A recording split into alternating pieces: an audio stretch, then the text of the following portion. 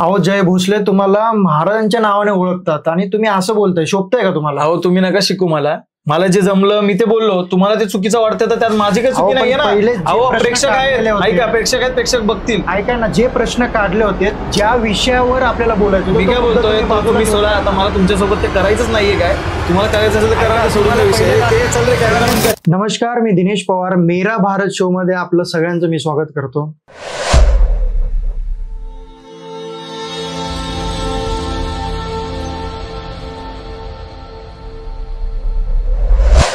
आज खास जवळचा मित्र म्हणू शकतोय मी, जय भोसले. थेट मुंबईहून आज ह्या शो साठी त्यांनी जी विनंती आम्ही त्यांना घातली होती त्याला मान देऊन ते इथं आले. जय भाई, जय भोसले, तुम्ही वेळात वेळ काढून उपस्थिती दिली त्याबद्दल मी खरं तर मनापासून आभार मानतोय. जय भोसले, मी जर का ह्या नावाची व्याख्या म्हटली तर कट्टर शिवभक्त. म्हणजे आपले जेवढ्यांदा फोन झाले तेवढ्यांदा पण पहिला हॅलो ऐवजी डायरेक्टली जय शिवराय भाऊ. त्याच्यामुळे इतकं ते म्हणजे D2D जे म्हणजे हृदयाला भिडणारा तो प्रकार घडला. सो वेलकम ऑन मेरा भारत शो. खूप खूप धन्यवाद दादा. पहिली गोष्ट तर तुम्ही जे पहिलं बोललात की तुम्ही ते विनंतीला मान देऊन आलात, तसा काही विषय नाहीये. महाराजांची शिकवणच आहे की आपल्या लोकांना मोठं करा, आपण ऑटोमॅटिक मोठं होतो. आणि तेच भावनेतून त्याच विचारातून म्हटलं आपल्या दादांनी आपल्याला हाक दिली तर आपण जाणं गरजेचं आहे. आणि काही गोष्टी आहेत जे समाजापुढे मला टाकायचे, आणायचे, लोकांसमोर आणायचेत. आणि मेरा भारत शो, तुमचे सर्वांचे आभार मानतो की तुम्ही मला इथे बोलवलं. मी माझ्या फॅन्स लोकांना, फॅन्स सोडा माझ्या फॅमिलीला, जे फॅमिली मला फॉलो करते, बघते, त्यांना मी सांगेन की नक्कीच या चॅनलला सबस्क्राईब करा. कारण खूप छान कॉन्टेंट असतात, बघितले मी, खूप सुंदर असतात आणि लोकांपर्यंत ते पोहोचणं गरजेचं आहे. तर खूप खूप धन्यवाद, तुम्ही मला इथे बोलवलं, खूप छान वाटतंय. Thank you so much. आपण सुरू करूयात जय भाई. तर जय दादा, तुम्ही ॲज अ इन्फ्लुएन्सर तुम्ही आज नवी मुंबईतनं बिलॉंग करतायत. आम्ही तुमचं इंस्टाग्राम पेज बघितलं. महाराजांविषयीचा जो कॉन्टेंट आहे तो खूप तगडा आहे, खूप इमोशनल आहे. आणि आत्ताच तुम्ही एक वेब सिरीज सुद्धा बनवली जी मला प्रेक्षकांना सांगायला आवडेल की यूट्यूबवरती वेब सिरीज आहे. आम्ही त्याची लिंक सुद्धा डिस्क्रिप्शन मध्ये टाकणार आहोत, सो ती नक्की बघा तुम्ही. आणि तुमच्या कॉन्टेंटमध्ये मी जास्तीत जास्त जो काही विषय आहे तो महाराजांविषयी आहे. सो लगेच कळतं की कट्टर शिवभक्त. 100%. तुम्ही कॉन्टेंट क्रिएशन मध्ये येण्याचा निर्णय कधी घेतला आणि त्या कॉन्टेंटमध्ये महाराजांविषयी आपण जनजागृती कशा पद्धतीने पोहोचू शकतो हे कसं ठरवलं? मी ऍक्च्युली मला वाटतं हे सर्व सुरुवात करून 6 ते 7 वर्ष झाली. टिकटॉकच्या आधीपासूनच मी या गोष्टी करत होतो. म्हणजे मी युट्यूब चॅनल सुरू केलं होतं नॉर्मली, त्याच्यावरती छोटेफार वाईन्स वगैरे करायचो, जे कॉमेडी व्हिडिओज असतात. पण नंतर टिकटॉक आला आणि टिकटॉक मध्ये येता येता मी शेवटी माझा अण्णावच भोसले आणि माझ्या आई वडिलांनी जे माझ्यावरती संस्कार लावले त्यात सर्वात मुळाचा वाटा महाराजांचे विचार हे त्यांनी मला सांगितले. आणि त्या गोष्टीचा गर्व आणि अभिमान वाटतो मला की माझ्या आई बापांनी मला त्या रस्त्यावर न्यायचा प्रयत्न केला आणि विचार केला. जसं जिजाऊंनी स्वराज्य निर्माण करायसाठी शिवरायांना सोडलं, दाखवलं होतं स्वराज्य निर्माण करावं, तसं माझ्या आई बापांनी मला हा रस्ता निवड आणि ह्या गोष्टी कर. तर तेव्हापासून मला ते मनामध्ये महाराज आले, महाराजांची ओढ निर्माण झाली. आणि मी सुरुवात म्हटल्यावरती मी व्हॉट्सअप किंवा ऑनलाईन युनिव्हर्सिटी मधून शिकलेलो नाही. तर मला वेगवेगळ्या पुस्तकांना मी वाचण्यास सुरुवात केली, भाषणं बघितली, त्या भाषणामधून मला महाराजांच्या विषयी हळूहळू कळलं. परत मी पुस्तकं वाचली, मेन पुस्तकं. आजकालची पोरं, आजकालची पिढी जी आहे ती काय ऑनलाईनच सर्व गोष्टी भेटल्या पाहिजे, पण तिकडे त्यांना एक गोष्ट कळत नाही की आपल्याला माणूस दुसऱ्या त्याच्या हिशोबाने पण विचार सांगू शकतो त्या इतिहासाचं नाव घेऊन, पण ते लोकांना कळण्यात येत नाही. पण आपल्या प्रत्येकाला एक कॉमन सेन्स आहे की आपण त्या इतिहासामधून काय घेतलं पाहिजे आणि नक्की तो इतिहास तो खरं आहे का, या गोष्टी बघणं खूप महत्वाचं आहे. तर तिथून मी इतिहास वाचत आलो, गड किल्ले फिरत आलो. आता एवढे आयुष्य माझं आहे, त्या आयुष्यामध्ये मला संपूर्ण गड किल्ले फिरायचे आहेत. काही गड किल्ले केलेले आहेत, फिरलोय. आणि मग मी विचार केला की कुठेतरी महाराजांचा इतिहास कमी पद्धतीने पोहोचलाय. कारण महाराजांना लोक फक्त नावाने छत्रपती शिवाजी महाराज आहेत, या महाराष्ट्राचे आराध्य दैवत आहेत हे माहिती होतं, पण प्रॉपर इतिहास 10 वर्षापूर्वी 15 वर्षापूर्वी तो आम्हाला माहिती जिजाऊ माहिती नव्हत्या कोणाला, की जिजाऊंनी नक्की किती मोलाचा वाटा किंवा काय त्यांनी नक्की सांगितलंय महाराजांना. तर मी विचार केला की सोशल मीडिया सध्या खूप मोठ्या ट्रेंडिंगला आहे आणि महाराजांचा इतिहास येणाऱ्या पिढीपर्यंत पोहोचवणे खूप गरजेचं आहे. तर मी चूज केलं की मी एक वेगळा ट्रेंड बनवीन. हे वल्गर कॉन्टेंट व्हायरल होण्यापेक्षा त्या वल्गर किंवा त्या फनी कॉन्टेंट मधून मला सोशल कॉन्टेंट आणि महाराजांचा इतिहास कसा पसरवता येईल. पण कधी भीती नाही वाटली की आपल्याकडनं जर नजर चुकून चुकीची माहिती पोहोचवली गेली तर त्याच्यावरनं वादविवाद निर्माण होऊ शकतात? असं भीती वाटायचं मुद्दाच येत नाही, कारण छत्रपतींच्या विचारांची लोक आणि त्यांच्या मावळ्या असल्यामुळे तो रक्त आपल्या नसत आहे.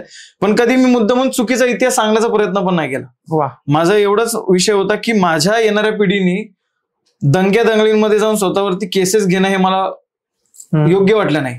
कारण माझ्या राजांनी नॉर्मल सरदार असेल किंवा मावळा असेल या प्रत्येकाचा घरदार सांभाळलं. पण आजकालचे नेते साहेब दादा हे आपला नेता कोण येत नाही मुलावर केसेस झाल्यानंतर.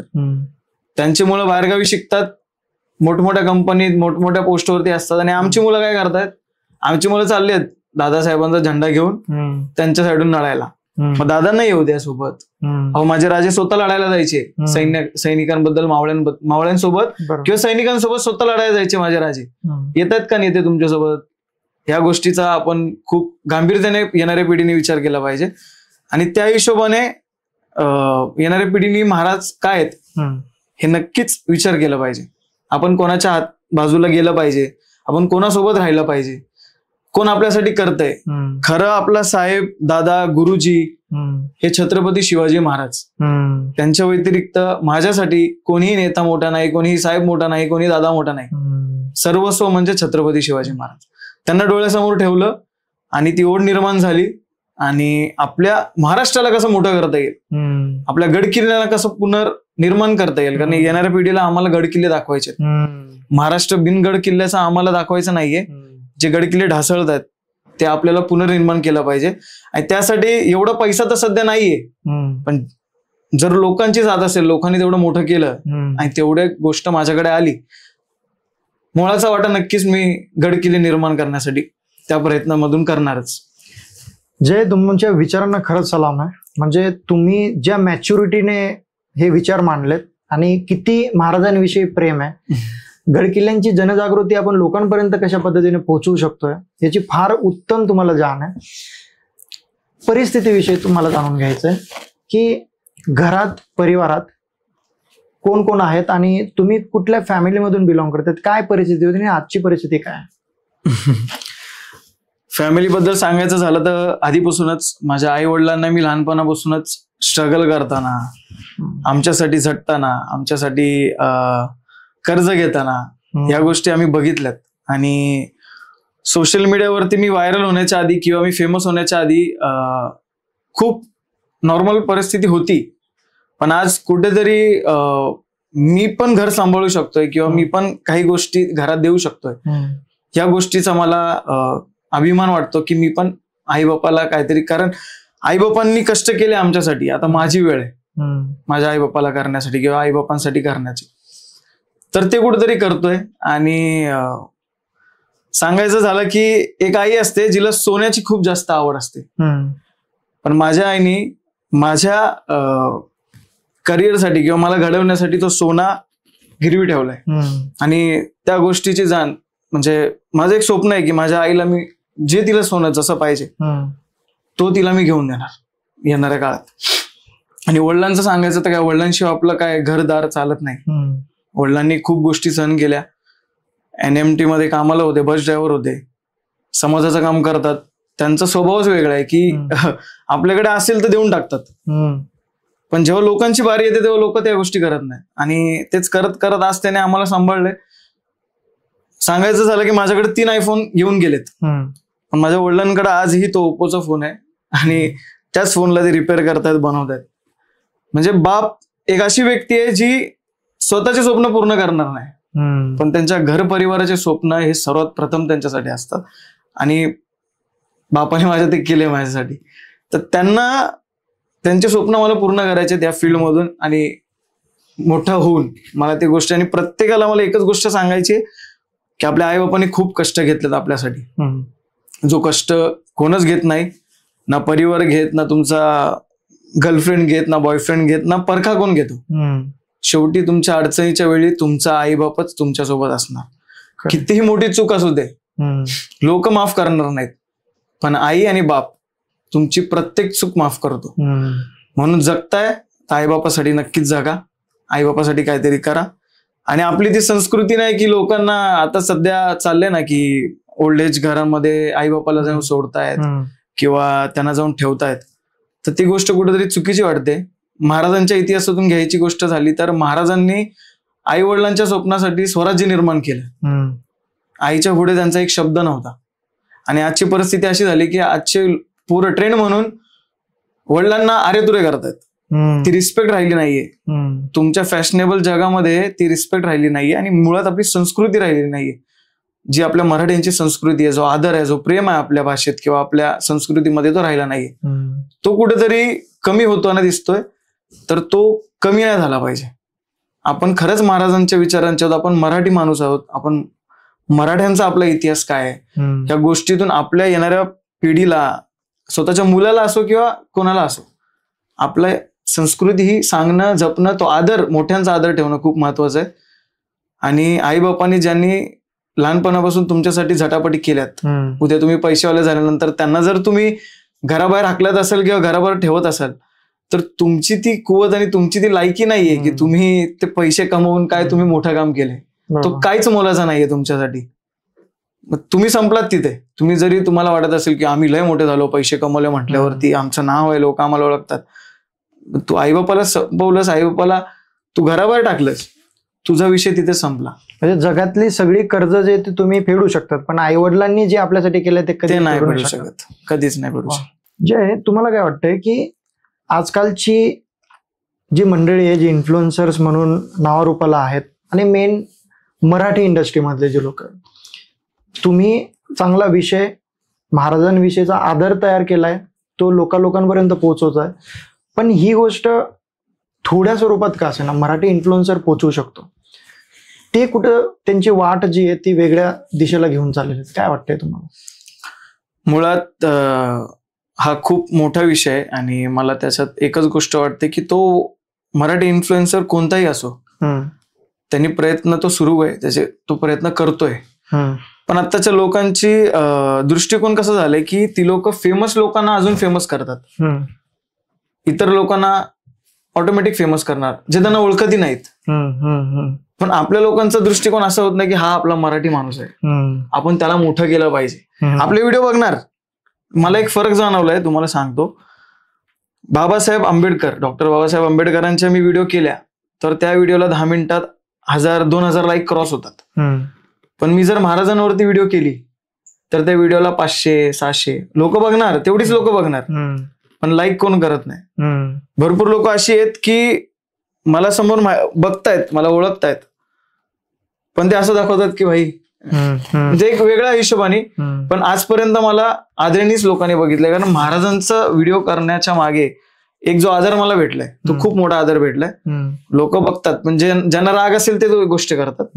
100 5 लोक राग करतात माझं, पण बाकीचे जे 95 लोक आहेत ते भेटल्यावर दादा जय शिवराय, हाय हॅलो ह्या गोष्टी सोडून दादा जय शिवराय. आणि जेव्हा तो शब्द मी कानावर ऐकतो तेव्हा मला कुठेतरी गर्व वाटतं की मी जे करतोय, मी जे केलंय त्या गोष्टीचा सार्थक झालाय. लोक मला महाराजांच्या नावाने हाक मारतायत आणि भेटायच्या आधी त्या गोष्टी करतायत. म्हणजे तुमचा मनापासून तो आवडीचा विषय होता आणि महाराजांविषयी आदर होता की तुम्हाला वाटलं की आज मराठा साम्राज्य खूप मोठं आहे आणि जर हा विषय घेतला तर आपले व्ह्युअरशिप किंवा फॉलोअर वाढतील म्हणून तुम्ही हा विषय घेतला? नाही, फॉलोअर्स हे बघा, लोकांच्या वरती ते फॉलो करणं न करणं.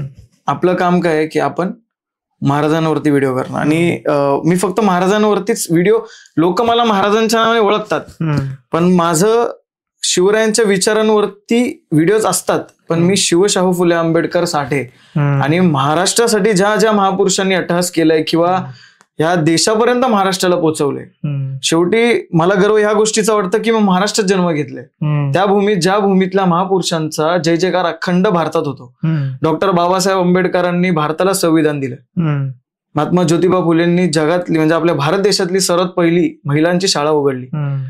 अण्णाभाऊ साठेंनी स्वतःच्या शायरीतून महाराजांचा इतिहास नाही तर लोकांचं प्रबोधन केलं. लहुजी वस्ताद असतील, म्हणजे जे जे आपल्या महाराष्ट्रातील लोक आहेत, महापुरुष आहेत, महाराजांचा असोच, महाराजांच्या विचारांनी ही महापुरुष घडली. बरोबर. पण त्या महापुरुषांच्या विचारांनी आज भारत देश चालतोय, ह्या गोष्टीचा माझा आणि गर्व मला आहेच. कारण मी त्या भूमीत जन्म घेतलाय आणि आपल्या प्रत्येक मराठी माणसाला किंवा महाराष्ट्रात राहणाऱ्याला त्या गोष्टीचा गर्व असला पाहिजे आणि त्यांनी ती गोष्ट केली पाहिजे. आणि पार्ट राहिला इन्फ्लुएन्सरचा, तर आत्ताची लोक सांगतात की ते फैजू असतील किंवा ते दुसऱ्या समाजातली लोक जे एवढे फॉलोअर्स, मिलियन मध्ये त्यांचे फॉलोअर्स आहेत किंवा त्यांना ते मोठे झालेत, तर तुम्ही का मोठे होत नाही? अहो, पण त्यांची लोक त्यांचे व्हिडिओ बघितल्यानंतर त्यांना फॉलो करतात, त्यांना सपोर्ट करतायत आणि मिलियन फॉलोअर्स करतायत. बरोबर. आमची लोक आम्हाला बघतायत पण आम्हाला फॉलो करत नाहीयेत, आम्हाला लाईक करत नाहीयेत. जी लोक आमच्यावर प्रेम करतात ती लोक आम्हाला कायम सपोर्ट करतात. आज माझा फॉलोअर्स जो 100 मधून होता तो फॉलोअर्स आजही मला मेसेज करतो आणि आजही मी त्याला रिप्लाय देतो, जरी माझे 2 लाख फॉलोअर्स असतील तरी. का तर त्या माणसांमुळे, ह्या फॉलोअर्समुळे आज मी घडलोय, आज मी इथपर्यंत पोहोचलोय. बरोबर. तर मी तो त्यांना मास दाखवून काय चालणार नाही. रस्त्यात कुठेही उभा असला, दादा आवाज दिलं, दादा फोटो काढायचे, गाडीत थांबून मी उतरून फोटो काढीन, कारण त्यांनी मला घडवलंय. बरोबर. मी या कामात आहे भाई, मी एवढा मोठा झालोय, हा माज मी कधीच ठेवणार नाही. कारण मी सामान्य घरातला शेतकरी कुटुंबातला मुलगा आहे आणि आम्हाला संस्कृती, संस्कार काय आहेत हे आम्हाला चांगलं माहिती. आणि महाराज म्हटल्यावरती फक्त दिखाव्यासाठी महाराज नाही, तर ते आत्मसातही केलेत. आणि दिखाव्यासाठी राहिले असते तर 4 दिवस टिकले असते. आतून आहेत, मनातून आहेत, हृदयातून आहेत, म्हणून ते आजही ते सुरू आहे. वा. मराठी मुलांनी काय केलं पाहिजे, नेमकं काय केलं पाहिजे, त्याविषयी काय सांगाल? मराठी मुलांनी हा महाराष्ट्र जर आपला आहे किंवा आपला राहिलाच पाहिजे, ह्या गोष्टी जर डोक्यात घ्यायचेत, तर त्यांनी छत्रपती शिवाजी महाराजांचा एक नियम होता की परप्रांतीयाला इकडे येऊन फक्त धंदा करू द्या. महाराजांनी कधी जमीन जागा त्यांना विकली नाही. आज तुमची जमीन तुम्ही विकली, उद्या कोणाला पण विका, XYZ कोण पण असू द्या तिथे, उद्या त्यांनी तिथं काय पण बांधलं, काय पण उभं केलं, तर तुम्ही जाऊन त्याला बोलून तो काय थांबणार आहे का? भाई, तू तुझी जमीन विकलीस, तू तुझं तोंड बंद कर. जर तुम्हाला वाटतंय की महाराष्ट्रात ह्या गोष्टी व्हायला नको, हे गोष्ट थांबल्या पाहिजेत, दुसऱ्यांना दोष देण्याऐवजी स्वतःला दोष द्या की आम्ही त्या जमिनी का विकल्या. तुम्ही जमिनी विकताय, आपली परिस्थिती सध्या विकट आहे म्हणून आपण जमिनी विकतोय. तुम्हाला धंदा करायची लाजच नाही वाटली पाहिजे. महाराष्ट्र तुमचं घर आहे ना, त्या घरात तुम्हाला रस्त्यावर कचरा जरी काढायला लागला तरी तुम्ही काढा, अभिमानाने काढलं पाहिजे, कारण हा माझं घर आहे आणि ही माझी नोकरी आहे. ते लग्नासाठी लोकांना शिकलेली पोरं पाहिजेत, काय पाहिजेत ते राहू द्या बाजूला. ते जे लोकांची मेंटॅलिटी खालची असते ना, तीच लोक ते विचार करतात. लग्नाच्या त्या प्रसंगात तो माणूस ज्याचं लग्न झालेलं आहे आणि जो ही मागणी करतोय तो पण शून्यातूनच वरती आलाय ना. अगदी. का भाई सोन्याचा चमचा घेऊनच पैदा झालाय नाही. त्यांनी पण कुठेतरी शून्यातून वरती गेलं. तसं प्रत्येकाला एक संधी मिळाली पाहिजे शून्यातून वर जाण्याची. म्हणून महाराष्ट्र जर टिकून ठेवायचं आहे तर सर्व जाती धर्माच्या लोकांनी या महाराष्ट्रात जन्म घेतलेल्या प्रत्येक माणसाचा हा महाराष्ट्र आहे, मग तो कोणताही धर्माचा असो, त्यांनी या महाराष्ट्रासाठीच विचार केला पाहिजे. आपली जमीन जागा आपल्याकडेच ठेवलं पाहिजे. धंदा काही असो तो केला पाहिजे. मराठी माणसांनी मराठी माणसाच्याच दुकानात गेलं पाहिजे. महाराज जे होते, महाराज तो मॅनेजमेंट गुरु होते. म्हणजे आपल्या महाराजांनी मॅनेजमेंटची शिकवण दिली, तर आपल्या मराठी मुलांना ही गोष्ट का कळत नाही? महाराजांना फक्त आम्हाला महाराज फक्त तलवार घेऊन गेले आणि मुघलांना मारली आणि एवढंच माहिती आहे, लढाईच केल्या. महाराज इंजिनियर होते हे कोणाला माहिती नाही. महाराजांनी नौदळ उभं केलं हे कोणाला माहिती नाही. महाराज मॅनेजमेंट गुरु होते हे कोणाला माहिती नाही. महाराज काय होते? महाराजांनी तलवार उचलली, महाराज गेले, धर्मासाठी लढले. आज आपल्याला दुसऱ्या धर्माला संपवायचं एवढंच माहिती आहे. हिंदू धर्म एवढा साधा सोपा आणि छोटा नाहीये की कोण दुसरा धर्म येईल आणि त्याला संपवेल. आपली लोक तेवढी खंबीर आहेत. बरोबर. आणि जर तुम्हाला त्यांना खंबीर करायचंय तर आपल्या लोकांना पहिले मोठं करायला शिका. बरोबर. पैशानी मोठं करा. दिसतंय ना आपल्या माणसाचा काहीतरी धंदा आहे, राग असू द्या मनात. बरोबर. पण महाराष्ट्र जर टिकून ठेवायचंय तर त्या माणसाला मोठं करा. तुम्ही नका जाऊ, दुसऱ्याला पाठवा त्या दुकानात. तुम्हाला जे सामान पाहिजे ते घेऊन या. पैसा तुमच्याकडेच जाऊ द्या. आपल्या माणसाला मोठं करा. असं नाही माझं दुसऱ्या समाजाला विरोध नाही, पण ऍटलीस्ट आपण आपलं तरी जपलं पाहिजे. पण माझं एवढंच म्हणणं आहे की महाराजांची शिकवण कुठेतरी आपण लक्षात घेतली पाहिजे आणि आपल्या माणसाला मोठं केलं पाहिजे. प्रत्येक धर्माचं प्रत्येक जातीचं मी आदर करतो, पण कुठेतरी मी पण बघितलंय त्यांना त्यांच्या प्रांतात त्यांच्या समाजाचा गर्व आहे, त्यांच्या जातीचा गर्व आहे, तर मी माझ्या जातीचा पण गर्व मला आहे. पण आमच्या जातीने कधी शिकवलं नाही की दुसऱ्या जातीला खाली वाकवा आणि तुमची जात मोठी दाखवा. आमच्या राजांची ही शिकवणच नाहीये. आणि मराठ्यांचा इतिहास हा खूप मोठा आहे. मराठ्यांनी लोकांना आज वाचून ठेवलंय म्हणून हा भारत देश अस्तित्वात आहे. कारण एवढा मोठा मुघल प्रांत, एवढा मोठा मुघल साम्राज्य, राजपूत पण लढले, पृथ्वीराज चौहान पण लढले, आपल्या पंजाब साईडला त्यांचे पण सरदार किंवा गुरु गोविंद सिंग असतील यांनी पण लढाया घेतल्या. पण गर्व या गोष्टीचा वाटतो की एकमेव मराठा साम्राज्य आहे ज्यांनी या मुघल साम्राज्याला अखंड भारत देशातून संपवलं. वा, फक्त महाराष्ट्राच्या प्रांतातच नाही तर महाराष्ट्राच्या बाहेर जाऊन सुद्धा. का तर ते महाराज आपले होते आणि या गोष्टीचा गर्व आपण बाळगला पाहिजे आणि त्या गोष्टीने आपण महाराष्ट्राला कसं वाढवता येईल ते बघितलं पाहिजे. त्यांच्या पिढीतले किंवा त्यांच्या ह्याच्यातले आहेत, आपण काय करतोय त्यांना करू द्या. प्रत्येक जण आपापल्या पद्धतीने आपल्या आपल्या गोष्टी करतोय, पण आपण आपल्या पद्धतीने काय करता येईल, महाराष्ट्र कसं मोठं करता येईल ह्या गोष्टी आपण विचारात आणल्या पाहिजेत. तरच हा महाराष्ट्र मोठं होईल. नोकरी धंदा आपणच करा. कंपनीतून आपली मराठी पोरं काय करतात, घर जवळ आहे म्हणून नोकऱ्या सोडतात आणि सरांच्या तोंडावरती पेपर फेकून जातात. त्यांना त्याच्यात गर्व वाटतंय की सर मला उलटा बोलला म्हणून मी निघालो. बरोबर, तू 10 कामं बदलतोय, शेवटी तुझ्यापेक्षा वरिष्ठ आहेत, तुझी चुकी आहे, तुला ती मान्य करावी लागेल. नोकरी धंद्यात तुला नमतं घ्यावंच लागेल. लढाईची गोष्ट असली तर आपण कोणासमोर वाकत नाही, त्या गोष्टीत आपण कोणासमोर वाकत नाही. तू प्रत्येक जागी त्याच गोष्टी करायला लागला तर बाबा तुझं घर कसं चालेल? खरंय, चुकीचं नाही ना. आई बापाला आपल्याला सांभाळायचंय, कुठेतरी नमतं घ्यावं लागेल. त्या क्षेत्रात तुला कसं मोठं होता येईल, सरापेक्षा तू मोठ्या पोस्टवर कसा जाशील ह्या गोष्टी बघ. तुम्ही खूप चांगला मुद्दा मांडलेला आहे. म्हणजे प्रत्येक ठिकाणी हिंदुत्वाच्या नावाखाली किंवा फक्त महाराजांच्या विषयाला घेऊन काहीतरी वादविवाद कसे होतील, तर हे नाही. खूप खूप उत्तम आणि सुटसुटीत पद्धतीने मांडलेलं आहे की प्रत्येक मराठी युवक जर डोक्याने जर तो चालला, महाराजांच्या विचाराने जर चालला तर नक्कीच प्रगतीपथावर गेला. आणि तुमचा सगळ्यात आवडलेला होता की मराठी व्यावसायिकाला तुम्ही आपला मराठी माणूस कसा मोठा करेल याच्याकडे जर का लक्ष दिलं तर मी म्हणेन की महाराष्ट्रात जे आपण वेगवेगळ्या मीडियाच्या माध्यमातून बघतो की परप्रांतीयांना महाराष्ट्रातनं काढा, ती वेळ काढायची येणारच नाही. कारण की महाराष्ट्र ऑलरेडी मराठ्यांनीच एवढा व्यापलेला असेल. सगळ्याच ठिकाणी व्यावसायिक जर तयार झाले तर दुसऱ्यांना कुठे संधी मिळणार. मराठी माणूस ह्या राज्यात नोकरी करणारा नाही तर नोकरी देणारा होईल. वा वा, जर या गोष्टी केल्यात तर. खरंय. आज मुद्दामून एक गोष्टी सांगण्याची मला इच्छा होते, कारण आज अंबानीच्या आपण एवढे जिओचं मोठमोठे सेंटर बघतोय. त्या दिवशी मी गेलो होतो जिओ सेंटरमध्ये, आपला इव्हेंटचा बिझनेस आहे डेकोरेशनचा. तर आपल्याला एक ऑर्डर होती तिकडे इव्हेंटची. त्याचं बलाढ्य एवढं साम्राज्य बघितलं मी, आणि आपण अंबानी करतोच. त्या पदावर मराठी माणूस का नाही? तो मुंबईतूनच करतोय ना सर्व. तो एवढा मोठा कसा झाला? मुंबईतून झाला. मग आपल्या माणसांना एवढं लक्षात आलं पाहिजे की त्या पातळीवर आपल्याला मराठी माणसाला पण यायला पाहिजे. ठीक आहे, त्यांनी मेहनत केली. अंबानी असेच पैसेवाले ना झाले, त्यांची पण मेहनत आहे, त्यांनी पण सर्व गोष्टी केल्या, त्या गोष्टीचा आपल्याला आदर केला पाहिजे. पण मराठी माणूस का नाही? मराठी माणूस झाला हे म्हणायचं की मराठी माणूस चुका काढण्यात अग्रेसर एक नंबर. अहो, माझी काही चूक दिसली ना, जय भोसलेने ही चूक केली. मध्ये माझं मारामारी झाली होती माझी एका विषयावरून. तो विषय होता वेगळा, नॉर्मल विषय होता. धक्कामुक्की झाल्यानंतर गरब्यामध्ये आणि ते अपसात झालं होतं.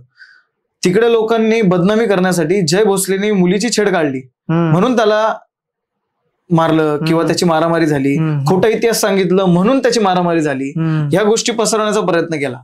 पण शेवटी आपण महाराजांच्या विचारातली लोक जेव्हा आम्हाला भेटतात तेव्हा आमचा चारित्र्य किंवा आम्ही काय आहोत हे लोकांना कळून येतं. आमची मारामारी वेगळ्या हिशोबाने झाली होती, पण ते दाखवलं वेगळं. मग काही गोष्टी असतात जे लोकांनी खरंच बघितलं पाहिजे की रिअलिटी काय आहे. चिडवता तर तुम्हाला येईल, तुम्ही मला चिडू शकता, काय याचे फॉलोअर्स आहेत, काय एवढा काय फेमस आहे. तिथे येण्यापर्यंत काय गोष्टी कराव्या लागतात हे आम्हाला माहिती आहे. आम्ही काय करतोय, आम्हाला काय करावं लागतंय, ह्या गोष्टी प्रत्येकाच्या माहिती आहे. त्या गोष्टीचा तुम्ही आदर करा. आपल्या लोकांना फॉलो करा आणि मोठं करा. रोहित जिंजुरके सारखा एक मराठी पोरगा आज 24 मिलियनला तो पोहोचलाय. पण त्या पोराला जेव्हा मी भेटलो किंवा सचिन तेंडुलकर सरांना जेव्हा मी भेटलो, त्या लोकांना ऍटिट्यूडचा 0% पण नव्हता. सचिन तेंडुलकर सर मला बोलतात प्राऊड ऑफ यू. काय गर्वाची गोष्ट आहे माझ्यासाठी. लोक त्यांना भेटायला तर असतात, क्रिकेटचा देवता मानला जातं त्यांना, आणि ती व्यक्ती माझ्याबद्दल बोलते की प्राऊड ऑफ यू. त्यांना कणभरी अहंकार नाहीये. ते सामान्य, आता मला काही ते ओळखत नाहीत, पण त्यांनी माझ्याबद्दल एक बोलतात ना प्रेम दाखवलं आणि त्यांनी माझी स्तुती केली. तर अशा माणसांकडून आपण शिकलं पाहिजे की मोठं किती झालो तरी आपण नमतच असलं पाहिजे आणि आपण कुठून आलो ते आपण विसरता कामा नये. आणि गर्व वाटतं की रोहित सारखा पोरगा आज त्या लेवलला गेलाय. त्याची आई, त्याची बहीण, त्याला तो सांभाळतोय आणि खूप मोठी गोष्ट आहे ती, परिवाराला सांभाळणं आणि या गोष्टीतून मोठं होणं. तर असंच प्रत्येक मराठी माणसाने ह्या महाराष्ट्रातून आपल्या माणसाला सपोर्ट करा आणि आपल्या माणसाला तिथपर्यंत घेऊन जा की तो माणूस आपल्या महाराष्ट्राचं नाव जगभरात करेल. तुम्ही ती त्याला संधी द्या, प्रत्येकाला द्या. नको त्याला तुम्ही देताच, बरोबर, पण एकदा आपल्या माणसाला देऊन बघा. एवढंच. वा. जयदादा, रायगड किल्ल्यावर तुमचा काहीतरी विषय झाला होता, वाद झाला होता. वाद झाला होता, काय होतं बरं ते? विषय असा होता की ह्यापूर्वी म्हणजे रायगडावरती आम्ही अशा भरपूर वेळा गेलोय, तर ह्यापूर्वी कधीच तिकीट घेतली नव्हती. जे लोक पायी चाललेत गडावरती चढत, आणि अचानक तिथे तिकीट घ्यायला सुरुवात झाली. आणि जेव्हा आम्ही त्यांना प्रश्न केला की बाबा तुम्ही तिकीट का आकारताय, लोक तर चालत येत आहेत. ठीक आहे, रोपेवरून सेवा घेऊन तुमचे आलेत तर रोपेचे पैसे लोक काय 320-400 जे असतील ते देतात. ठीक आहे, तुमची सेवा घेतली म्हणून आम्ही पैसे दिले.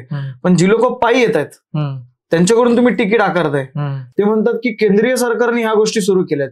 तर माझा प्रश्न असा होता त्यांना, ठीक आहे तिकीट आम्ही देऊ, पण ज्या लोकांच्या पूर्वजांनी ह्या महाराष्ट्रासाठी, ह्या गड किल्ल्यांसाठी स्वतःचं रक्त व्हायला, त्यांच्याच येणाऱ्या पिढीला तुम्ही पैसे देऊन गड किल्ले दाखवणार, त्यांच्याच येणाऱ्या पिढीला तुम्ही पैसे देऊन गडकोट दाखवणार. ठीक आहे, आम्हाला 500 रुपये देऊ आम्ही तिकीट म्हणून गड किल्ला बघण्यासाठी. जसे राजस्थानला गड किल्ले उभे आहेत, जसे दिल्लीला इमारती उभ्या आहेत, तशा माझ्या राजांचे गडकोट तुम्ही उभे करावे.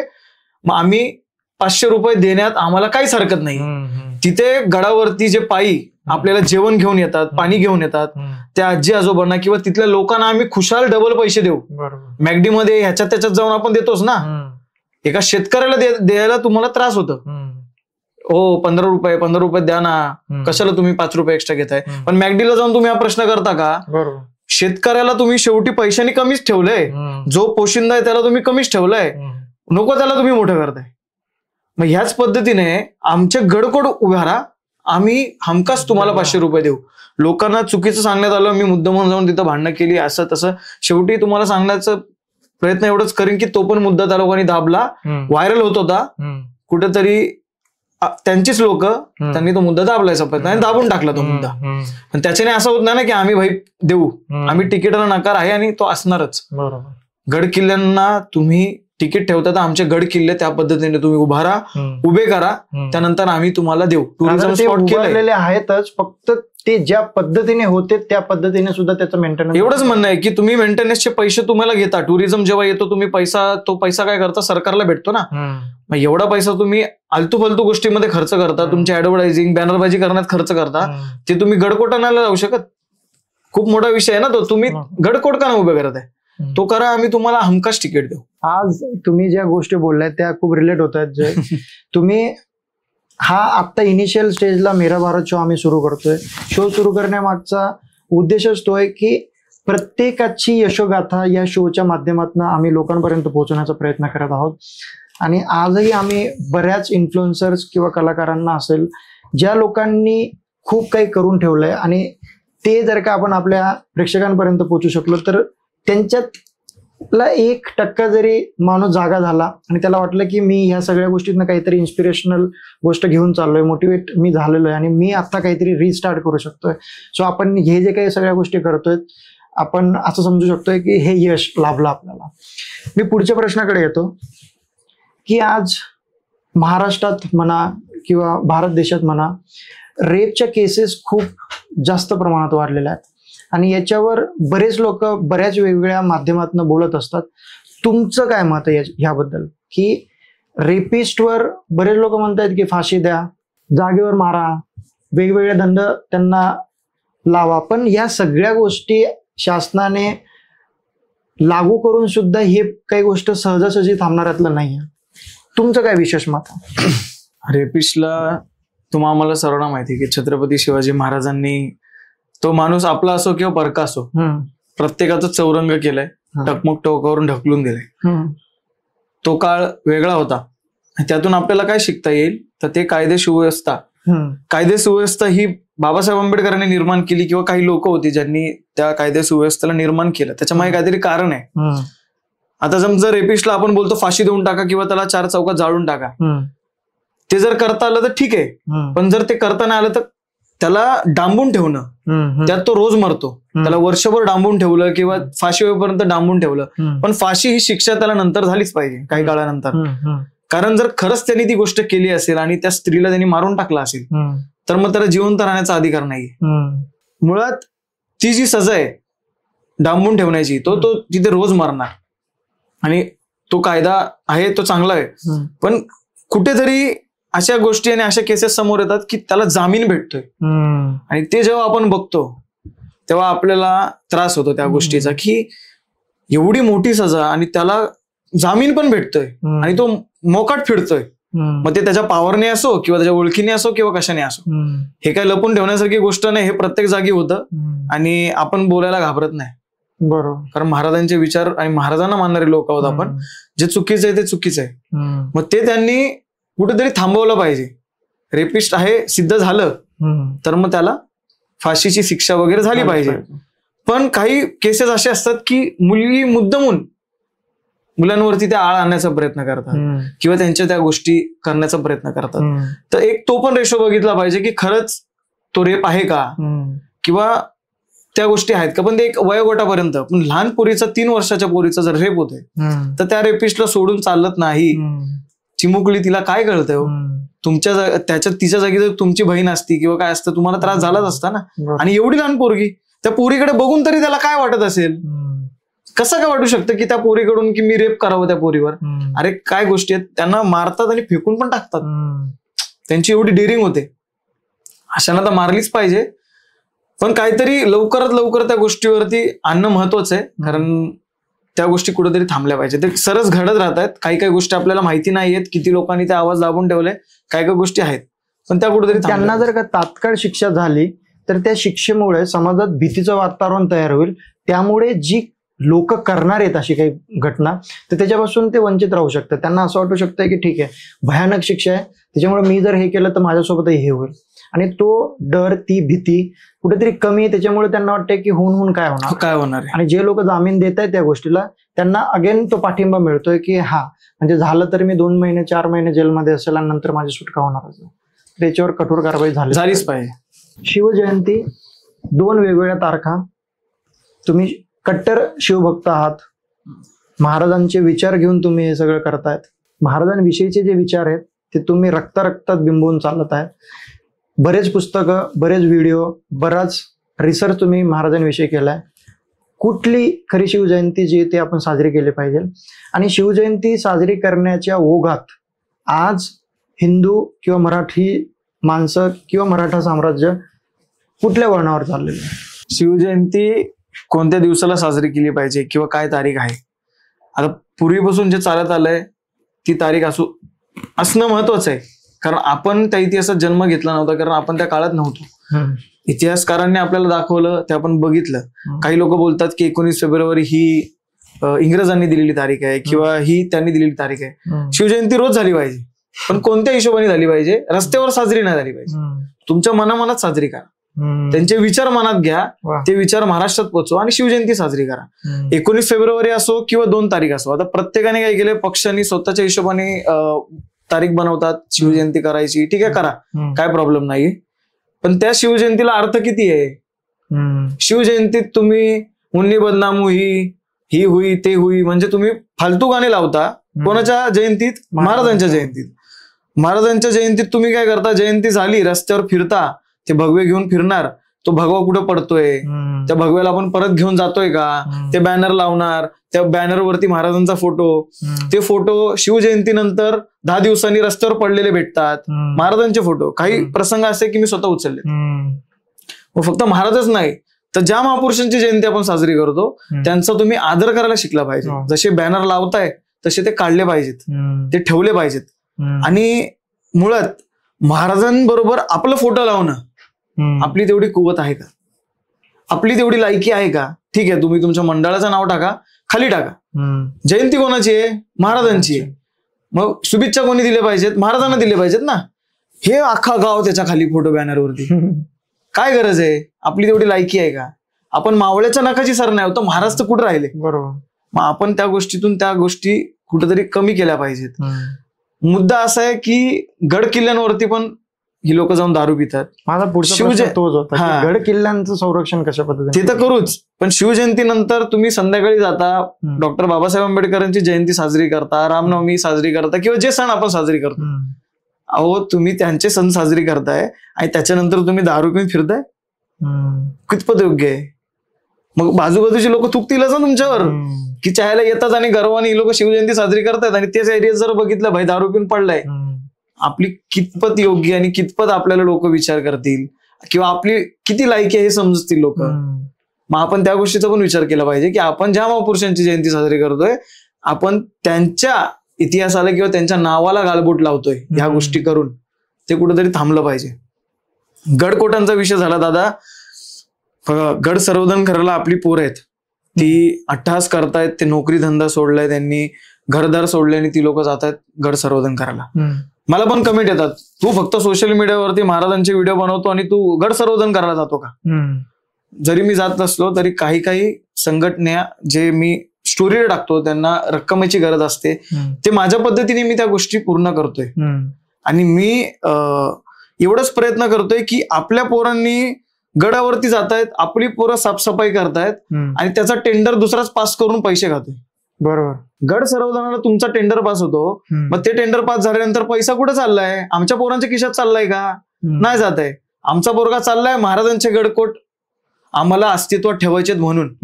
मग हे गडकोट अस्तित्वात ठेवण्यासाठी ज्या नेते मंडळींना आपण निवडून दिलंय, ज्या साहेबांना आपण मोठं केलंय, ते कधी विचार करणार?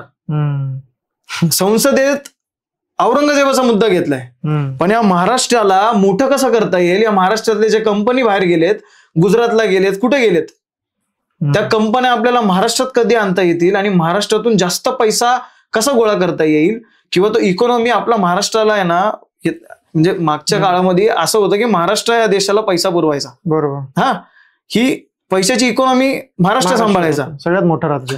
आणि ह्या काळात आपल्याला असं दिसतंय, ठीक आहे आपलं राज्य आहे, आपण हिंदू आहोत, आपल्याला त्या गोष्टीचा गर्व आणि आपलं हे आहे, ठीक आहे, काय प्रॉब्लेम नाही. मला कोणत्याही पक्ष, सर्व पक्ष एकासारखे आहेत, असं ह्या पक्षाला चांगलं त्या पक्षाला चांगलं माझं घेणं देणं नाही. पण तो पक्ष आपल्या महाराष्ट्रासाठी किती करतोय हे आपण लक्षात घेतलं पाहिजे. महाराष्ट्रातल्या कंपन्या बाहेर गेल्या, महाराष्ट्राचा व्यवसाय बाहेर चाललाय, नोकरी धंदा कमी झाला, मग पोरं काय करणार महाराष्ट्रातली? त्यांना नोकरी कोण देणार? महाराष्ट्राकडे पैसा कसा येणार? मग आपण जर आपल्या महाराष्ट्रालाच संपवतोय, कोणत्या नावाखाली?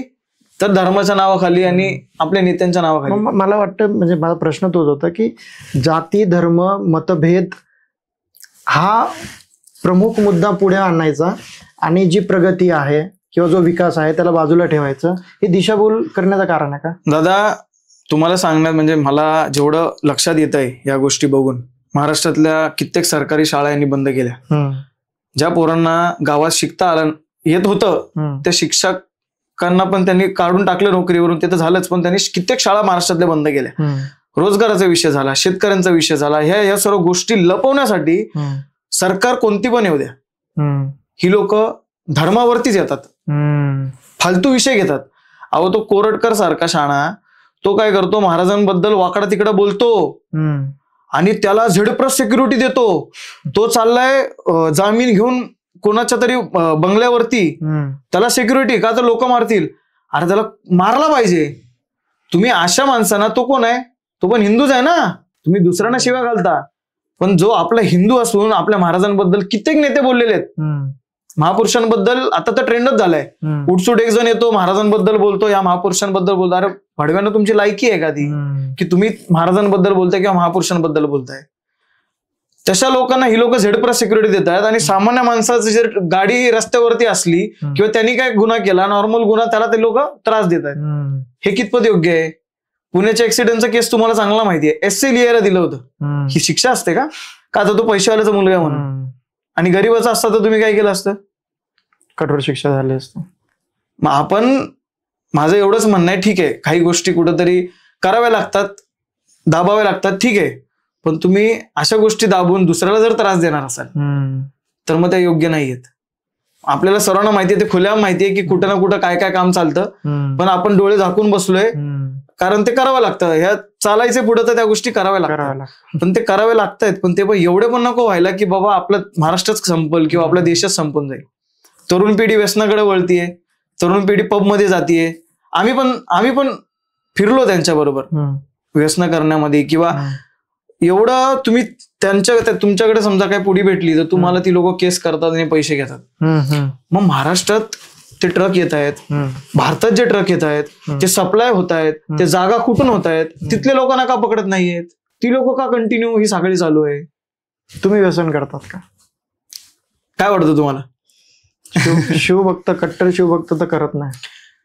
माझं तोच म्हणणं आहे की माझ्या राजाकडे बलाढ्य पैसा होता. माझ्या राजांचे वडील सरदार होते, त्यांच्याकडे ते बसून खाऊ शकले असते. पण त्या राजांनी जर व्यसन केलं नाहीये. अहो, छत्रपती शिवाजी महाराज असतील किंवा संभाजी महाराज असतील, संभाजी महाराजांकडून आपल्याला शिकण्यासारखी गोष्ट काय? 6 वर्षामध्ये संभाजीराजांनी नखशिका, इंगितशास्त्र, बुद्धभूषण असे 7 ग्रंथ वेगवेगळी लिहिली.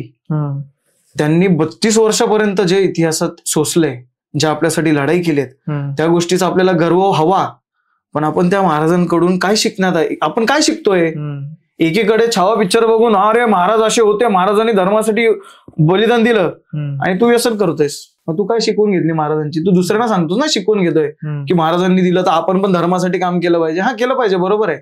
वाईट ह्या गोष्टीचं वाटतं की कोरोना काळामध्ये या देशाची, या महाराष्ट्राची GDP वाईन शॉप उघडल्यानंतर वरती जाते.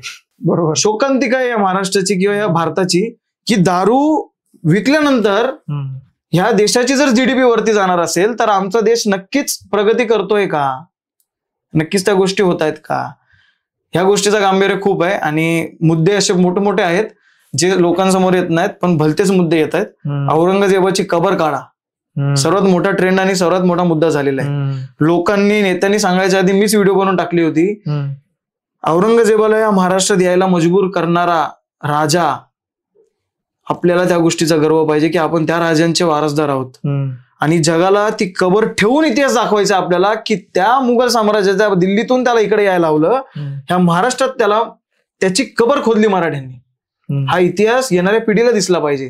तर तो इतिहास तुम्ही संपवायला निघालात. नागपूरच्या घटनेवर कितपत सत्यता आहे? बघा, हे जे दंगली घडतात ना, माझं एकच मानणं आहे की हे आपसात मुद्दामून घडवले जातात. तो त्या समाजाचा असो किंवा ह्या समाजाचा असो. काही बैलबुद्धी बाळीश लोक ज्यांना काहीच गोष्टीची माहिती नसते, ते फक्त आणि फक्त आपल्याला कोणीतरी सांगितले म्हणून आपण चाललोय. ते कोणत्या पण समाजाचा असो, तो आपला असो किंवा परका असो, ते जी लोक ज्यांना कामधंदे नाहीयेत, जे बेरोजगार झालेले आहेत किंवा ज्यांना नाही का काहीच गोष्टीचं गांभीर्य नाही, ती लोक तिथे जातात आणि ते दंगे करतात. पण मुळात आपल्याला ही गोष्ट समजली पाहिजे. औरंगजेबाची कबर काढायची, महाराजांनी जी अफजल खानाची कबर प्रतापगडाच्या पायथ्याशी बांधलीये, ती का बांधलीये? कारण येणाऱ्या दुश्मनाला कळू दे की आम्ही त्या अफजल खानाला इथं काढलीये. मग ती कबर का ठेवली आहे महाराजांनी? त्याच्या मागचं लॉजिक काय, त्याच्या मागचं कारण काय? तुम्ही येणारे गड किल्ले तर ढासळतायत, ते संपतच चालली आहेत, त्यात तुम्हाला मराठ्यांचा इतिहास पण संपवायचा आहे.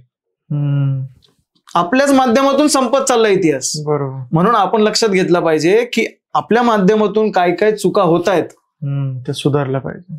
कोण बोलतंय तेव्हा आपण गोष्टी करणार. अहो, त्यांच्या घरातली पोरं ते बोलतायत का आपल्याला? ते मजा मस्ती करतायत ना, त्यांच्या घरी आपापल्या घरी आहेत ना. अहो, लहानपणापासून तुम्ही आम्ही आपल्या महाराष्ट्रात किंवा आपल्या आजूबाजूला प्रत्येक समाजाचे मित्र आपले असायचे. एकत्र उष्टा खाल्लंय, एकत्र आपण बसून खाल्लंय. पण आज अशी परिस्थिती आली ना की तोच मित्र दुश्मन झाला या धर्माच्या नावाखाली. खूप वाईट परिस्थिती आहे. म्हणजे उद्या नेता किंवा कोण दादा येणार नाहीये आपल्याला वाचवायला, आपल्या शेजारीच येणार आहे काय झाल्यानंतर. मग शेजार धर्म ह्या गोष्टी जपा.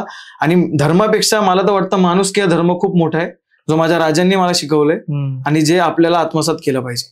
महाराजांचा जो इतिहास आहे तो आपण मराठी माध्यमांच्या पुस्तकांमध्ये जर बघितलं, शालेय शिक्षणामध्ये बघितलं, तर तो काही प्रमाणात तरी आजही जीवित आहे.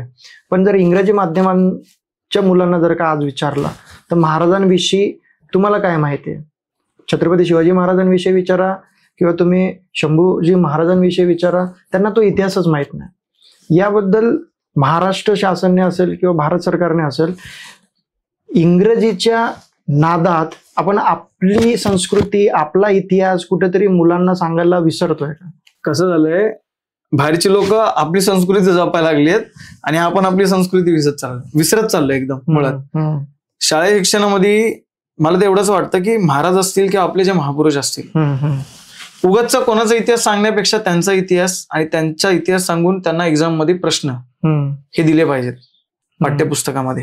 कारण उगाच त्या वेगळ्याचाच कोणी ह्या शोध लावला, त्या इंग्रजांचा घेणार आणि इतिहास तो सांगण्यापेक्षा आपल्या महापुरुषांचा इतिहास सांगितला तर लहानपणापासूनच मुलांना ती समज येईल आणि आपल्या महापुरुषांनी आपल्या राज्यासाठी, आपल्या देशासाठी काय केलंय हे लक्षात येईल आणि ती पोरं पण तशी घडतील आणि ती पोरं पण तशी ओढतील. लहानपणापासूनच त्यांना संस्कार ऑटोमॅटिक भेटतील. मग काही बघा, काही प्रश्न आता कोणीतरी मुद्दामून त्या गोष्टी केल्या असणार किंवा नाही केल्या असणार किंवा हे केले असणार ते केले असणार, पण आता काय करता येईल, या पुढे काय करता येईल, या गोष्टीचा विचार आपल्या सरकारने किंवा आपल्या गोष्टींनी केला पाहिजे, आपल्या लोकांनी केला पाहिजे. काही लोकांचं म्हणणं असं आहे की इतिहास जाणून घ्यायचा तरी काय, त्यापेक्षा जर नवीन टेक्नॉलॉजीचा जर का अभ्यास मुलांना दिला तर तो फायदेशीर ठरेल, जो की इतिहास जाणून ठरणार नाही. याच्याविषयी काय मत तुमचं? मग इतिहास जर सांगितला तर टेक्नॉलॉजी संपते का? दोन्ही काय एकत्र देता येत नाही. इतिहास पण द्या, टेक्नॉलॉजी पण द्या. अहो, इतिहासातून समजेल की टेक्नॉलॉजी कशी वापरायची. गनिमी काव्य समजतील. आपल्या महाराजांचा गनिमी काव्य काय होता, त्यातून काय शिकता आलं, इतिहासातून काय शिकता आलं, ते दोन्ही गोष्टी करू शकतो ना आपण. मग त्या गोष्टी द्या. म्हणजे महाराजांनी ज्या वेळेस स्वराज्यासाठी लढाई केली तर त्यावेळेस टेक्नॉलॉजी नसताना सुद्धा महाराजांनी वेगवेगळ्या शक्ली लढवून गडकिल्ले जिंकलेत, स्वराज्य काबीज केले. आणि आता तर सगळ्या टेक्नॉलॉजी असून सुद्धा जर इतिहास पुरेसा नसेल त्या जोडीला तर मग ती टेक्नॉलॉजी पण काय कामाचं नाही. लोकांनी महाराजांना फक्त एक राजा ज्यांनी लढाई केली एवढंच बघणं सोडलं आणि महाराजांनी लढाई सोबत धर्म कसा जपला, महाराज इंजिनियर कसे होते, महाराजांनी अजून काय काय गोष्टी आपल्याला शिकवल्या हे सुद्धा बघितलं. महाराजांना वेगळ्या अँगलनी बघितलं, ते जीवन कसं जगायचं याचा अख्खा एक्सप्लेनेशन महाराज आहेत. शंभू महाराज असतील, शिवाजी महाराज असतील किंवा जे महापुरुष ज्यांनी काय आपला इतिहास रचलाय किंवा इतिहास बनवलाय, त्यातून तुम्ही शिका प्रत्येक समाजाने. आणि मला तर मुळात हे प्रत्येक समाजाचे एक वेगवेगळे महापुरुष झालेत ना, ते बघून खूप वाईट वाटतं. कारण त्या महापुरुषांनी कधी एका समाजासाठी विचार नाही केला. शिवाजी महाराजांनी स्वराज्य हा नाव का दिलं, का जो व्यक्ती त्या स्वराज्यात राहतोय त्याचा स्वतःचा राज्य म्हणजे स्वराज्य, ही त्यांनी शब्द वापरलं, हा त्यांनी स्वराज्य दिलं. डॉक्टर बाबासाहेब आंबेडकरांनी संविधान दिलं, तो संविधान प्रत्येक जाती धर्माला दिला. बरोबर. त्यांना विरोध करणाऱ्या समाजाला सुद्धा दिला किंवा त्या लोकांना सुद्धा दिला. आज त्यांची पिढी पण त्या संविधानावरती जगतीये. मग जर त्या महापुरुषांनी मतभेद केली नाहीत तर आपण त्या महापुरुषांच्या नावाखाली जातीभेद करायचं का? तर नेता भांडतोय म्हणून. म्हणजे त्या जातीचा एक नेता म्हणजे तो काय त्या जातीचा लय मोठा बॅलिस्टर झाला का? काय वाटतंय तुम्हाला, त्या मतांसाठी तो जातीभेद 100% होतोय. म्हणजे ह्या सध्या तरी देशामध्ये जाती धर्माच्या हिशोबाने राजकारण चालू आहे. समाजात काम किती करणं, ह्या देशाला मोठं किती करणं हे गोष्टी राहिल्यात बाजूला आणि धर्म आणि जातीच्या वरतीच ह्या गोष्टी खूप जायला लागल्यात आणि ते कुठंतरी वाईट वाटतं. त्या गोष्टी आपल्या लोकांनी समजून त्या कमी केल्या पाहिजेत. आपलं घर आपण मेहनत केल्यानंतर चालतो, दुसरा आपल्याला येऊन देत नाही. जय भोसले, तुमचं भविष्यात महाराजांना घेऊन काही वेगळी घडामोड तुमच्या हातून घडणार आहे का? तुम्ही पहिलंच पाऊल, मी जसं सुरुवातीला म्हटलो की वेब सिरीज करण्याचा प्रयत्न केला आणि ती वेब सिरीज जी आहे ती युट्यूबवर तुम्ही अपलोड केले आणि तुम्ही ते वेब सिरीज करायच्या आधी तुमच्या कधी डोक्यात आलं नाही की याला एकतर शिव छत्रपती महाराज एवढं मोठं नाव, एक युनिव्हर्सिटी येते पूर्ण, आणि हा एवढा मोठा बलाढ्य विषय घेऊन जर का आपण मोठ्या पडद्यावर जर आलो किंवा त्याचं प्रोडक्शन अजून वाढवलं तर आपण जास्तीत जास्त लोकांपर्यंत पोहोचू शकतो. मग तुम्ही वेब सिरीज बनवली आणि युट्यूबवर रिलीज केले, मग त्यासाठी तुम्ही काही वेगळे प्रयत्न केले नाहीत का?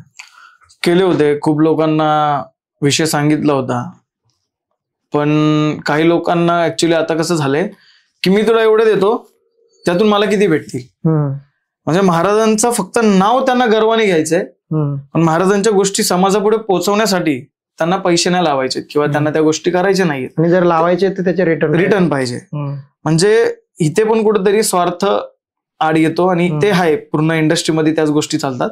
आणि माझं एवढंच म्हणणं होतं की ठीक आहे, आपला कॉन्टेंट जर चांगला असेल तर 100% तो चालणार, आणि तो त्या पद्धतीने त्यांना आवडला होता. पण त्यांचं म्हणणं आहे की सर्व गोष्टी आम्ही आमच्या हिशोबाने करणार, तर मग काहीतरी वेगळं वाटलं की चुकीचं वाटलं. म्हणजे आपण जे दृष्टिकोन दाखवले किंवा बघितले ते न करता जर दुसरं दिसलं तर मग त्यातून प्रॉब्लेम होईल.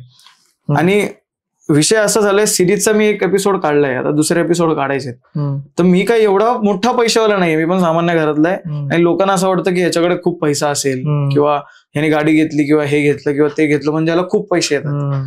तसं मुळात काहीच नाहीये. जसं सामान्य माणूस असतो तसं आम्ही आहोत, आणि आम्ही पण जसे पैसे येतात तसे आम्हाला पण कुठेतरी देणं असतं किंवा काय काय गोष्टी असतात.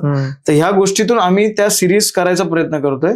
माझी एवढीच इच्छा आहे की लोकांनी त्या सिरीजला एवढं प्रेम द्यावं की त्या प्रेमामुळे मला उद्या जाऊन कोणतरी स्पॉन्सर भेटावा किंवा कोणतरी अशी गोष्ट त्यातून भेटावी की मी ते मोठ्या पडद्यापर्यंत आणीन किंवा मग लोकांपर्यंत पोचवीन.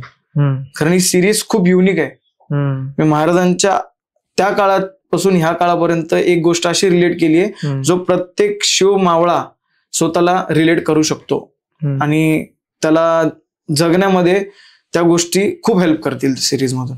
ओके, तुम्ही आतापर्यंत काही शाळांमध्ये जाऊन, कॉलेजमध्ये जाऊन कधी महाराजांविषयी काही गोष्टी सांगितल्या आहेत का, किंवा तुम्ही अशा पद्धतीने प्रचार करतायत का? मी ऍज अ इन्फ्लुएन्सर आहे. इन्फ्लुएन्सर तो असतो जो इन्फ्लुएन्स करतो. आजकाल कोणीही इन्फ्लुएन्सर बनतोय, कोणाचीही आयडी खोला, डायरेक्ट फॉलोअर्स दिसतात, आणि कोण तर काहीही करून फेमस झाले. पण मी जेव्हा जातो तर माझ्या हातात माईक आल्यानंतर माझ्या तोंडून एकच आवाज येतो, जय शिवराय. आणि सर्वात प्रथम मला महाराजांच्या घोषणेमुळे ओळखतात, महाराजांच्या इतिहासामुळे ओळखतात. जसं आज मी प्रत्येक गोष्ट सांगितली ती मी ज्या कॉलेजेसमध्ये जाईन किंवा मला ज्या इव्हेंटला बोलवतात त्या इव्हेंटला मी ते जाऊन गोष्टी सांगतो, आणि त्या गोष्टींच्या व्हिडिओ तुम्हाला इंस्टाग्रामवरती माझ्या दिसतातच. त्याच भाषणेतले व्हिडिओ असतात, त्याच गोष्टी मी सांगायचा प्रयत्न करतो. इन शॉर्ट, महाराजांचाच कॉन्टेंट नाही तर मी दुसरा पण कॉन्टेंट बनवतो. Relatable content, emotional content, funny content आहेत, पण त्या कॉन्टेंट मधून मला महाराज कसे पोहोचवता येतील किंवा ह्या महाराष्ट्राला बांधून कसं ठेवता येईल, इथल्या जनसमुदायाला किंवा जनतेला जे जातींमध्ये वाटायचा प्रयत्न करतायत ते कसे एकत्रित आणण्याचा प्रयत्न करू शकतो मी. कारण मी इन्फ्लुएन्सर आहे, माझ्याकडे 2 लाख एवढे फॉलोअर्स आहेत, आणि मी त्यातून भलत्या सलत्या गोष्टी मी पण करू शकलो असतो. मी पण एका समाजाचा घेतला असता आणि मी पण त्या गोष्टी केल्या असत्या. एका समाजाबद्दल बोलून माझ्या गोष्टीचा गर्व दाखवून मी फॉलोअर्स इन्क्रीज केले असते माझे, पण मी ते स्वीकारलं नाही, कारण माझ्या महापुरुषांनी मला ते शिकवलंच नाही. प्रत्येक महापुरुषांनी प्रत्येक समाजाच्या लोकांसाठी केले, तर त्याच हिशोबाने त्या लोकांना कसं जपता येईल आणि हा महाराष्ट्र धर्म कसा वाढवता येईल एवढंच मी बघतो, आणि ते मी करायचा प्रयत्न करतो. ऍज अ इन्फ्लुएन्सर म्हणायला गेलं की तुम्हाला एक कॉन्टेंट क्रिएटर व्हायचं आहे. प्रत्येक क्षेत्रात कॉम्पिटिशन आहे, आणि आता इन्फ्लुएन्सरच्या क्षेत्रात पण भरपूर कॉम्पिटिशन आहे. जो तो फॉलोअर्स ज्यांनी गेन केलेत, काहींचे रिअल आहेत, काहींचे फेक आहेत, किंवा काहींचे काय आहेत. पण ऍज अ इन्फ्लुएन्सर जर तुम्हाला म्हणायचं तुमच्यात काहीतरी युनिकनेस हवी, तरच तुम्ही लोकांसमोर येऊ शकता. आणि फेमस तर एका दिवसात कोण पण होतं, पण ते टिकून ठेवणं हे खूप महत्वाचं आहे. आम्ही जरी ट्रेंडिंग मध्ये नसलो तरी आम्ही डिमांड मध्ये आहोत. लोक आम्हाला ओळखतात, आजही ओळखतात. असं नाही की आमचा फक्त एक काळ होता आणि आम्ही तेवढंच, आम्ही ते टिकून ठेवले. तुमची सुरुवात टिकटॉक पासून? टिकटॉकच्या आधीपासूनच, पण टिकटॉकने टिकटॉक जरी बंद केला असेल तरी टिकटॉकने लोकांना ओळख दिली आणि फेम दिला. ते बोलतात ते कशासाठी ते बंद केले हे त्यांना माहिती. त्यांना काय भेटलं असेल, नाही भेटलं असेल किंवा काय असेल ते त्यांना माहिती. बाकीचे वेबसाईट चालू शकतात आणि टिकटॉक नाही, पण जो वेबसाईट लोकांना प्रोत्साहन देतोय, वाढवतोय, त्या वेबसाईटला तुम्ही बंद करताय. ठीक आहे, टिकटॉकनं तर तुमचं तरी काहीतरी ओपन करा, तुमचा इंडियामधून काहीतरी ओपन करा. टिकटॉक नाही तर तुम्ही इंडियातला काहीतरी ऍप काढा ना, पण त्या क्वालिटीचा पाहिजे. बरोबर. त्यांनी एक असा प्लॅटफॉर्म निर्माण केला की त्याच्यात सर्वजण मोठी झाली आणि त्याच्यामुळेच आम्ही पण वाढत गेलो, लोकांपर्यंत आम्ही पोहोचत गेलो. मग इंस्टाग्रामवरती आलो. इंस्टाग्राम शेवटी बंद झालं तर आमच्याकडे तोच एक ऑप्शन होता. पण इंस्टाग्रामनी पण पहिले फक्त फोटोसाठीच इंस्टाग्राम होता, पण तो पण नंतर टिकटॉकच झाला. रील आता टिकटॉक सारखा आहे, पण जरा प्रोफेशनल लेवलमध्ये. खूपच जास्त क्रिंज क्रिएटर पण आहेत, क्रिंज कॉन्टेंट पण आहे, पण जरा प्रोफेशनल लेवलमध्ये.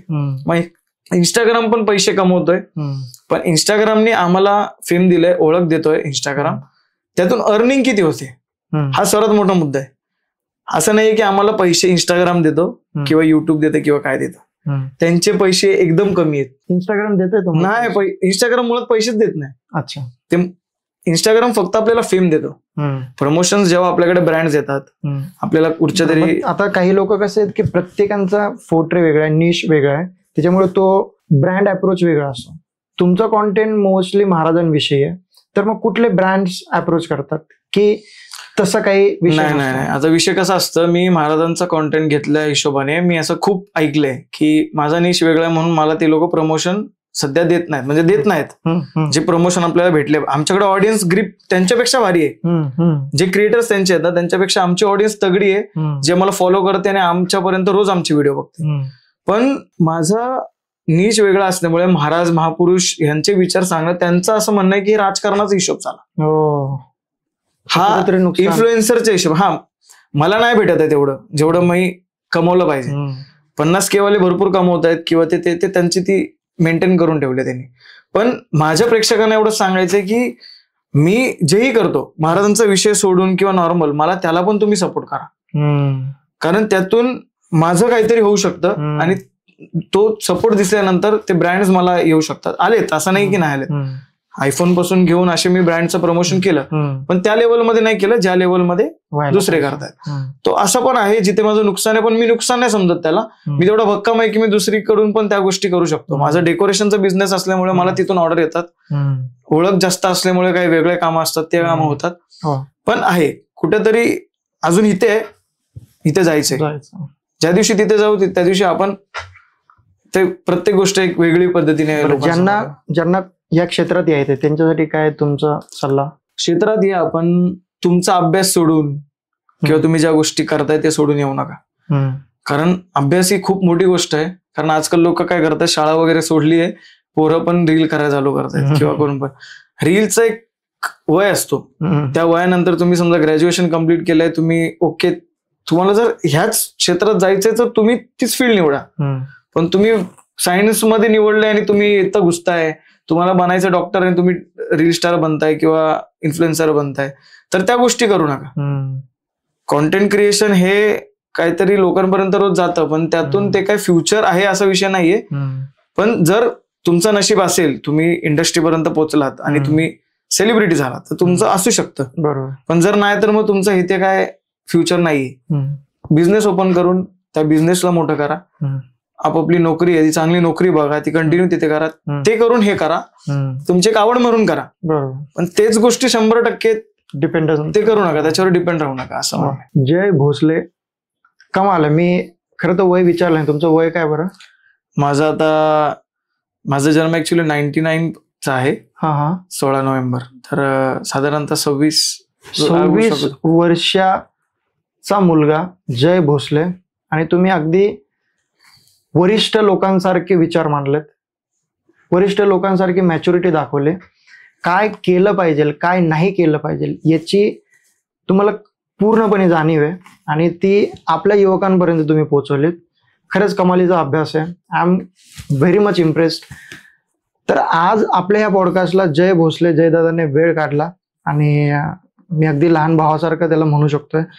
आणि त्याचे विचार जे त्याने लोकांपर्यंत पोहोचवले ते खरंच कमालीचे होते. जर तुम्हाला हा पॉडकास्ट आपल्या लोकांपर्यंत जर पोहोचवायचं असेल तर कृपया ही लिंक जास्तीत जास्त लोकांपर्यंत पाठवा, पोहोचवा. महाराजांचा इतिहास काय आहे, महाराजांनी काय शिकवण दिले, महाराजांच्या नावाखाली काय चुकीच्या अथवा बरोबर गोष्टी घडत आहेत, याची सगळी माहिती आम्ही या पॉडकास्टमध्ये दिलेली आहे. आणि अजून तुम्हाला जर का महाराजांविषयी कलेच्या माध्यमातून जाणून घ्यायचं असेल तर जय भोसलेंचं आम्ही इंस्टाग्राम आणि यूट्यूब अकाउंटच्या सुद्धा आयडीज डिस्क्रिप्शनमध्ये टाकत आहोत, तर तुम्ही ते जाऊन फॉलो करा, बघा आणि हा पॉडकास्ट जास्तीत जास्त लोकांपर्यंत पोहोचवा. एका मराठी मुलाने ज्या पद्धतीने सपोर्ट केला, तर मी जनता मायबापाला एवढीच विनंती करू इच्छितो की जास्तीत जास्त लोकांपर्यंत तुम्ही पोहोचवलं तर आम्ही ह्या गोष्टीसाठी जी मेहनत घेतोय त्याचं कुठेतरी सार्थक होईल असं मला वाटतंय. जय, तुमचे शेवटचे 2 शब्द. नक्कीच दादा, तुम्ही जे बोललात ते खूप छान होतं आणि आभार आहेत तुमचे की तुम्ही मला इथे बोलवलं. शेवटचे 2 शब्द एवढंच सांगतो की महाराज काय होते ह्या हिशोबानेच बघा, आत्मसात करून घ्या आणि आपल्या माणसाला जेवढं होईल तेवढं मोठं करा. आणि जय शिवराय. जय शिवराय.